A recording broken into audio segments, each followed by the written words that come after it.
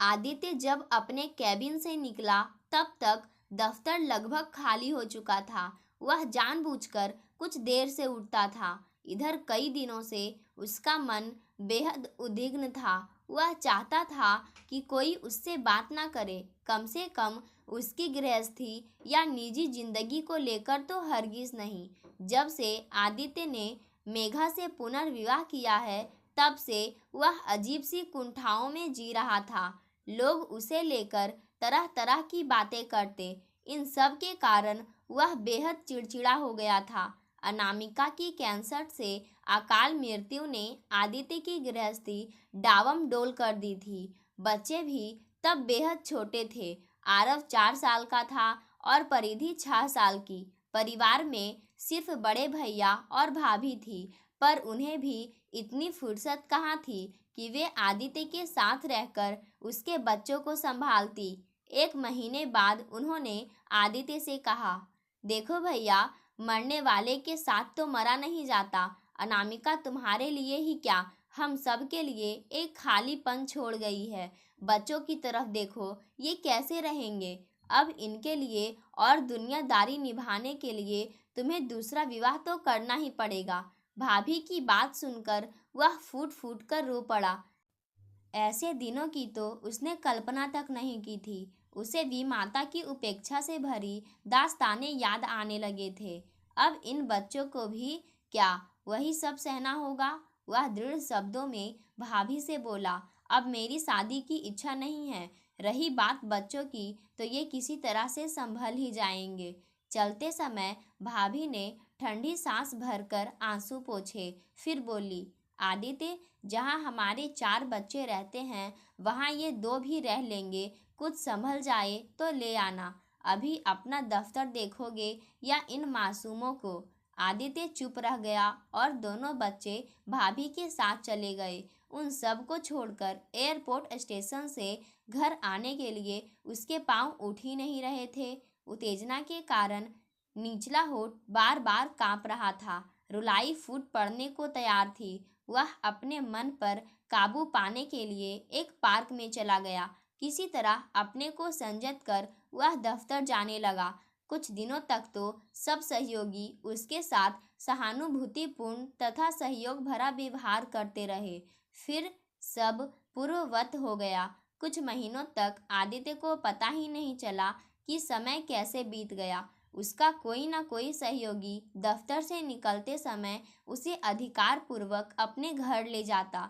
वह वहां से रात का भोजन कर केवल रात गुजारने के लिए ही घर आता। मगर जल्द ही आदित्य ने यह महसूस किया कि वह जिन घरों में भोजन करने या समय गुजारने के लिए जाता है, वहां सब ने अब उसके सामने प्रत्यक्ष या परोक्ष रूप से रिश्ते की बात रखनी शुरू कर दी थी। सब उसके ऊपर अपना पूरा अधिकार जताते और आत्मीयता का हवाला देते हुए उससे हो कहलवाने की भरसक कोशिश कर रहे थे। आदित्य समझ नहीं पा रहा था कि वह इस विषम परिस्थिति का कैसे सामना करे। उसे यह भी दिखने लगा था कि दोस्तों की पत्नियां कुछ ना कुछ बहाना बनाकर ड्राइंग रूम से खिसक लेती। उसे एक अधूरी चीज समझा जाने लगा था। नतीजा था, अब आदित्य अपने सहयोगी मित्रों से कतराने लगा था। जो लोग उससे रिश्ता की आशा लगाए बैठे थे, उन्हें देखते ही वह रास्ता बदल लेता था। तलाकशुदा या देर तक शादी ना हो पाई लड़कियों को उससे मिलवाया जाता था, जो खुद बूझी बूझी रहती थी। अब अगर दफ्तर से चलते समय कोई उसे अपने घर ले जाना चाहता, तो वह घर के किसी आवश्यक कार्य का बहाना बनाकर जल्दी से खिसक जाता। एक दिन तो अमर जी ने हद कर दी। वे उसकी मेज पर बैठकर मुंह में पान दबाए उससे बोले, बरखुरदार, काम खत्म हो गया? रह गया हो तो कर लेना। आज हमारी मेम साहिबा सुनैना ने तुम्हें साधिकार घर बुलाया है। कहा है कि लेकर ही आना। आदित्य मुस्कुराकर बोला, कोई खास बात है क्या? वे आंखें फैलाकर बोले, खास ही समझे। अंबाला वाले उनके भाई केदार अपनी बेटी को लेकर आ गए हैं। उसकी तस्वीर तो तुमने देखकर पसंद ही कर ली थी। अब जरा पूरी बात कर लो। अमर की बात सुनकर वह हैरान रह गया। बोला, आप किसकी बात कर रहे हैं? मैंने भला कौन सी तस्वीर पसंद की थी? वे हंसकर बोले, अरे भूल भी गए, उस दिन सुनैना ने अपने मोबाइल से निकाल कर फोटो नहीं दिखाया था? आदित्य अचकचाकर बोला, अरे उस दिन सुनैना ने अपने मोबाइल से निकाल कर एक ग्रुप फोटो दिखाते हुए सहमति मांगी थी कि अच्छी है ना, और मैंने भी कह दिया था अच्छी है। इसके अलावा और कोई बात तो नहीं हुई थी। वे चिढ़कर बोले, यह लो, अच्छा बेवकूफ़ बनाया तुमने तो। खैर, और वे जोर से कैबिन का दरवाज़ा बंद करके चले गए। आदित्य कितनी ही देर तक अकेला बैठा रहा। आंखों में उस ग्रुप फोटो फैशन प्रस्त सी युवती की तस्वीर घूम रही थी। वह अनामिका की जगह हरगिज नहीं ले सकती, सोचता हुआ वह उठ खड़ा हुआ। अगले दिन से ही अमर ने उसे कोसने और मुक्तखोर पेटू की उपाधि देकर बदनाम करने में कोई कसर नहीं छोड़ी।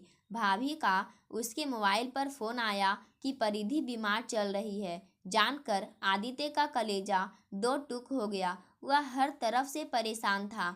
अनामिका के होते वह कितना निश्चिंत था। अनामिका की याद आते ही उसका निचला होठ उत्तेजना के कारण कांपने लगा। आखिर वह हफ्ते भर की छुट्टी लेकर आगरा एक टैक्सी करके चला गया। जब आदित्य वहां पहुंचा, परिधि अचेत सी पलंग पर पड़ी थी। आरव गंदे कपड़ों में नंगे पांव धूल धूसरित सा बच्चों के साथ कंचे खेल रहा था। सारे घर के काम काज संभालती भाभी बेदम हुए जा रही थी। उसके आने से राहत महसूस करती हुई बोली, बड़ा अच्छा किया भैया जो तुम आ गए। बच्चे भी बहुत याद कर रहे थे। परिधि के इलाज में भी सुधार रहेगी। मुझे तो कई बार दवा देने की भी याद नहीं रहती। बच्चों की यह हालत देखकर आदित्य सचमुच बौखला गया। उसने पहले इस बात की कल्पना भी नहीं की थी। देर तक वह परिधि के सिरहाने बैठ उसके सिर पर हाथ फिराता रहा। बच्चों की दशा देखकर उसे महसूस हो रहा था कि उसने कितनी मूल्यवान चीज गंवा दी है। कई दिन आगरा में रहने पर सब बच्चे उससे फिर से घुल मिल गए। परिधि भी काफी स्वस्थ हो गई थी। एक दिन आंगन में कपड़े धोकर तार पर डालते हुए भाभी बोली, अब इतना भी बच्चों के साथ मत घुल मिल जाओ। 2-4 दिन में तुम चले जाओगे तो फिर वे पापा के लिए रोएंगे। आदित्य चुपचाप फूलों की क्यारियां देखता रहा। देखो, बच्चों को अपने साथ ले जाना हो तो पहले विवाह कर लो, फिर पूरी गृहस्थी के साथ हंसी खुशी यहाँ से जाना। आदित्य कुछ नहीं बोला। उसकी तरफ से कोई नकारात्मक जवाब ना पाकर भाभी का हौसला कुछ और बढ़ा। वह उसे समझती हुई बोली, देख आदित्य, चाहे तू मुंह से कुछ ना बोल, पर यह तो मानेगा ही कि दुनियादारी निभाना कितना मुश्किल काम है। आदित्य ने सिर नीचे कर लिया। सच ही तो कह रही है भाभी। अपने अपने स्वार्थों को पूरा करने के लिए ही तो दफ्तर के सहयोगी और मित्र जो लड़की नहीं दिखाते थे, वे उस पर एहसान करते दिखते और 2-4 दिन में मुआवजा पाने की आस में कोई एप्लीकेशन लेकर खड़े हो जाते थे। दोस्त उसे रोज अपने घर भोजन पर बुलाते रहे थे। बाद में अपनी इच्छा पूरी ना होने पर वे उसे मुक्तखोर या पेटू कहने से भी नहीं चुके। बच्चे रात का भोजन कर चुके थे। बड़े भैया के साथ आदित्य चौके में पहुंचा तो घरेलू खाने की सुगंध उसके नथनों में भर गई। कितने दिन हो गए हैं ऐसा खाना खाए हुए। भाभी भोजन परोसती हुई बोली, आदित्य, तेरी शादी के लिए रिश्ते तो बहुत आ रहे हैं, पर सोचती हूँ कि तेरी शादी उसी लड़की से करूँगी जो तेरी तरह जीवन डगर पर बीच में ही जीवन साथी को खो बैठी हो। आदित्य प्रश्न सूचक दृष्टि से उन्हें देखने लगा। आदित्य को अपनी तरफ देखते हुए पाकर वे हंसकर बोली, अरे ऐसे क्या देख रहा है? कुंवारी लड़कियों को कुंवारे के लिए रहने दे। जरा सोच, कुंवारी लड़कियां तेरे साथ सच्चे दिल से निभा पाएंगी? टूटे दिल को टूटा दिल ही समझ सकता है। अब तक आदित्य को ऐसी ही लड़कियां दिखाई गई थी, पर किसी ने इतने साफ शब्दों में समझाया नहीं था। आदित्य रात भर करवटें बदलता रहा। भाभी की बात उसके मन मस्तिष्क में गूंजती रही। उसे भी नजर आ रहा था कि इस तरह उसका गाड़ी नहीं चलेगी। दफ्तर में हिकारत भरी नजरों का सामना, किसी महिला से बात करते सशंकित निगाहों का आगे पीछे घूमना, बच्चों की दुर्दशा, इन सब का निस्तार तो करना ही पड़ेगा। उसने भाभी के आगे हथियार डाल दिए और फिर 3 माह में ही बिना किसी आडंबर से मैट्रिमोनियल साइट से मिली मेघा के साथ उसका विवाह हो गया। 2-4 रोज में ही उसने अपनी अपनी गृहस्थी का बोझ अपने सिर पर ले लिया। बच्चे भी उससे घुलने मिलने लगे। आदित्य सोचने लगा कि भाभी ने गलत नहीं कहा था। कुंवारी लड़की इतनी सहृदयता से सबको नहीं अपना सकती थी जितनी अच्छी तरह अपने घर का सपना संजोने वाली मेघा ने कर दिखाया। भोपाल आते ही मेघा ने घर गृहस्थी अच्छी तरह संभाल ली। बच्चों का स्कूल में दाखिला हो गया। हर सुबह वह बच्चों को प्रेम से नाश्ता कराकर अपने अपने स्कूल भेजने लगी। आदित्य का खोया हुआ आत्मविश्वास दोबारा लौट आया। सच ही है कि पुरुष को जीवन में सफलता पाने के लिए नारी का प्रेम आवश्यक है। यह केवल नारी ही है जो पुरुष के व्यक्तित्व की अंतरिम गहराइयों को पोषण करती है, उसे समग्रता प्रदान करती है और भटकाव से रोकती है। आदित्य के घर गृहस्थी सुचारू रूप से चलने लगी थी। वह मेघा के साथ खुश था। मेघा का व्यक्तित्व कहीं कहीं अनामिका से 19 था तो कहीं 21। आदित्य जब कभी अनामिका को लेकर उदास होता तो ना जाने कैसे मेघा पल भर में सब जानकर उसे उदासी के जाल से मुक्त कर हंसा देती। पर जब कभी वह अनमनी हो जाती तथा आदित्य ना जाने क्यों उद्विग्न हो जाता, शायद इसलिए कि पुरुष में उतनी सहन शक्ति नहीं होती। वह पत्नी को पूरी तरह अपने में ही बांध कर रखना चाहता है। आदित्य शाम को दफ्तर से सीधा घर आता। दोनों बच्चे साफ सुथरे कपड़ों में लॉन में खेलते हुए मिलते। स्वयं मेघा भी व्यवस्थित ढंग से रहती और उसी तरह बच्चों को रखती। मेघा का चेहरा भी इतना गंभीर और प्रभावशाली था कि देखने वालों को एक बार बरबस अपनी तरफ आकर्षित करता था। घर में वह सुख शांति थी जो किसी आदर्श परिवार में होनी चाहिए। आदित्य की सुखी गृहस्थी देखकर उसके दफ्तर के सहयोगी ना जाने क्यों एक अनजानी ईर्ष्या से जलने लगे।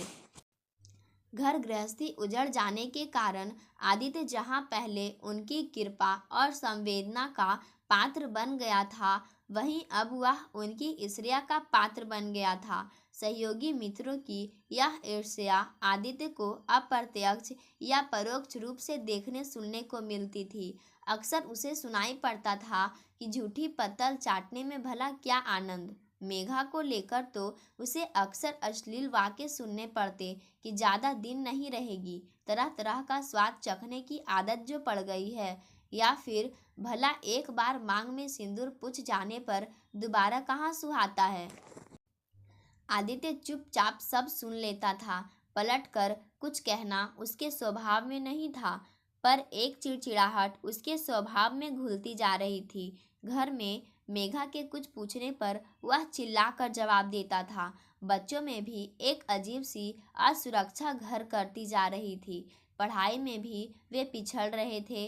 कई बार मेघा दबी जबान से उसे भोपाल से अपना तबादला कहीं और करवा लेने की बात कहती। वह सारी परिस्थितियों को देखते हुए आदित्य की मनोदशा जान गई थी, पर आदित्य भोपाल में जमी जमाई गृहस्थी नहीं उजाड़ना चाहता था। दीपावली के त्योहार में अभी कई दिन बाकी थे। मेघा के बड़े भैया अपने किसी काम से भोपाल आए थे। वह घर की असामान्य स्थिति को भांपते हुए आदित्य से बोले, अगर आपको कोई असुविधा नहीं हो तो मेघा और बच्चों को कुछ दिन के लिए आगरा ले जाऊं।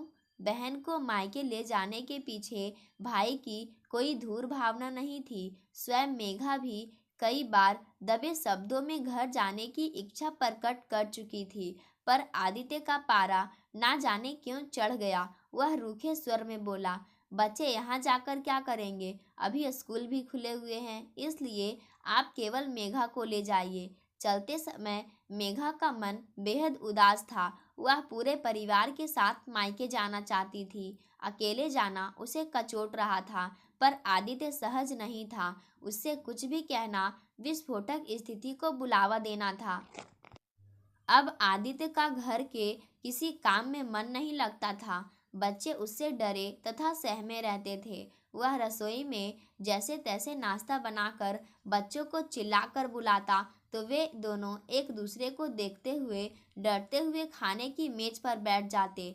खाना तो क्या, निगलना ही होता था। दफ्तर में पहले की तरह असहयोग भरा वातावरण चल रहा था। घर में भी प्रेम के दो बोल बोलने वाला कोई नहीं था। मेघा का कोई पत्र भी नहीं आया था। उस दिन दफ्तर से निकलते ही उसे अपना पुराना मित्र अरविंद मिल गया। दीपावली नज़दीक आ रही थी। वह अपनी पत्नी को अचानक भेंट देने के लिए ड्रेस खरीदने में जल्दी था। उसने हंसकर आदित्य से कहा, क्यों यार, नई भाभी के लिए तो खूब ड्रेस खरीदता होगा। आज जरा एक ड्रेस रश्मि के लिए भी खरीदवा दे। तुझे तो खूब दुकानदारी आ गई होगी। मेघा भाभी अपने आप बहुत स्मार्ट है और समझदार भी। तुझ पर असर जरूर पड़ा होगा।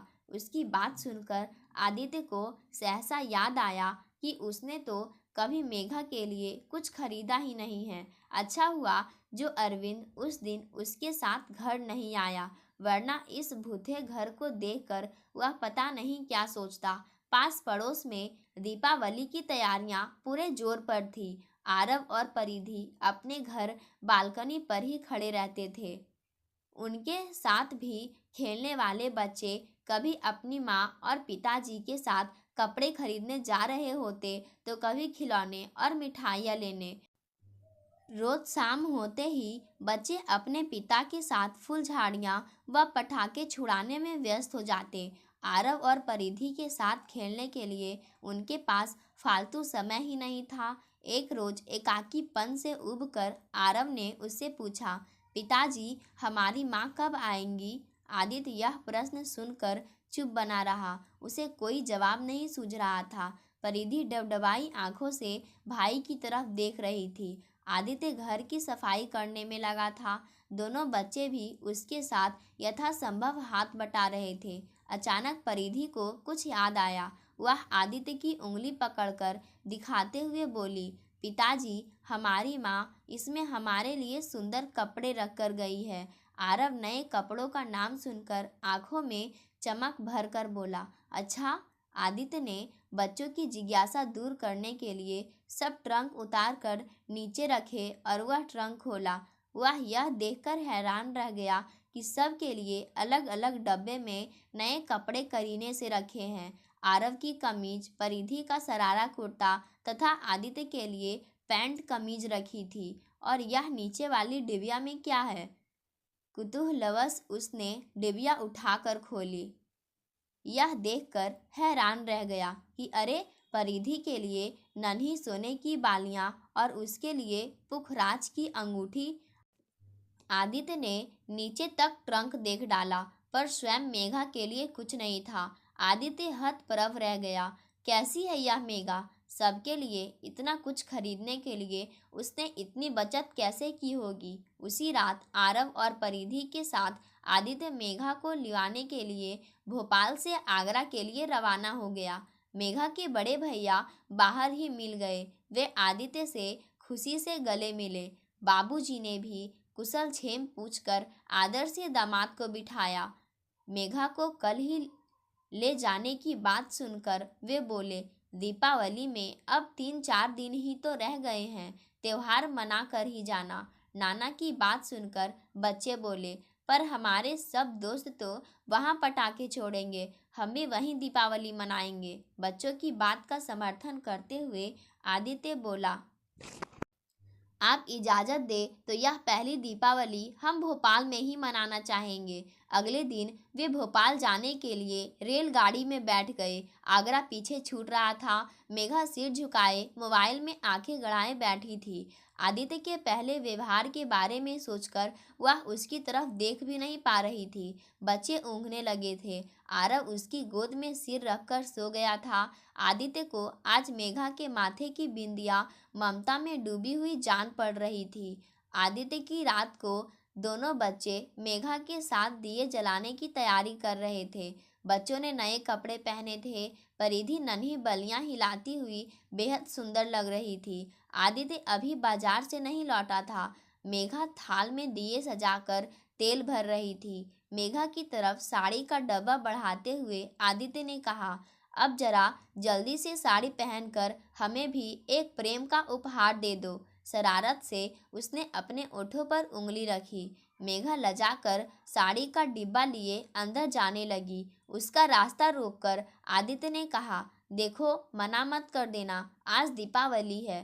पाठकों, आज की कहानी यहीं समाप्त होती है। धन्यवाद।